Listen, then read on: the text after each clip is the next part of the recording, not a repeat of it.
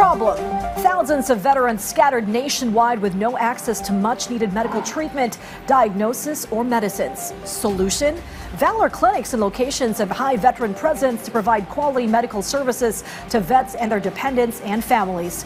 Our Kenneth Paciente has more on the first Valor clinic the president led in launching earlier today in this story. As a retired tech sergeant of the Philippine Air Force, Bobby now needs maintenance medication. But because he's from Batangas, traveling to Veterans Memorial Medical Center or VMMC in Quezon City takes up a lot of time. Simula dito sa amin sa Lipa, para pumunta ng veterans, abutin ka ng, kasi dalawang sakay eh. Parang tatlong sakay. Siyempre, alam mo naman ng medyo may edad na, bago pa makasakay ng bus, lalo mainit.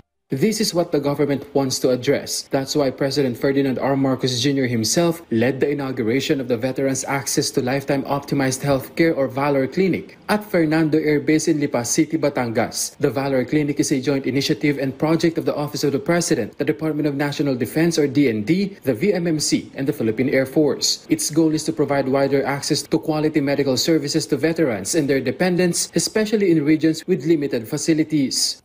Makakaasa ang ating mga veteran soldiers sa mga serbisyong medikal gaya ng immunization services, health screenings, early diagnosis, lab test gaya ng X-ray, CT scan, at MRI sa mga local providers. At telemedicine consultations para sa mas mabilis na serbisyo.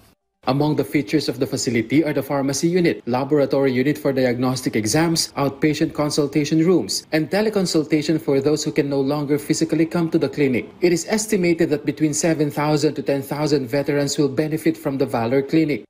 Linaro din ng Pangulo na pati ang active duty soldiers ay makikinabang sa programa. Pinaplano na ring ihatid ang primary care services sa mga miyembro ng civil defense. Nagbigay naman ng direktiba si Pangulong Marcos Jr. sa DND at DBM. Siguraduhin na magbibigay ng sapat na pondo ang programa para maipatayo ang lahat ng Valor Clinics. Beneficiaries welcomed this development. Malaking bagay talaga kasi sa amin, menos na sa pamasahe. Yun. Kasi biro mo, yung siguro 1,000, balikan na yun. Hindi pa kasama yung pagkain doon. Kung makatisod ka pa ng di wala na. At least ito, malapit na. Oo, malapit talaga. Sa totoo lang. Talagang kami ay maswerte na nagkaroon nito dito sa Fernando. The President also expressed gratitude to the veterans, saying that their service to country is incomparable. The government targets to build 15 more Valor clinics in different areas nationwide by 2028. The President also visited personnel of the Air Education and Training Command or AETC at Fernando Air Base, where he emphasized the crucial role of the PAF in the country, as well as the mission of AETC to train future members of the Air Force. Binigyan ng direktiba ng Pangulo ang ATC na tiyakin ang pagtugon nito sa mga kurso na kakailanganin ng ating Air Force na naaayon sa layunin ng AFP.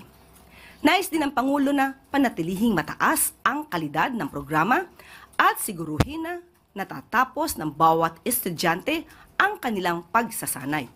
The Chief Executive once again affirmed the full support of the government to the advancement and modernization of the Air Force, along with his challenge to airmen to remain loyal in their service to the country. Kenneth Paciente from the National TV Network for a new and better Philippines.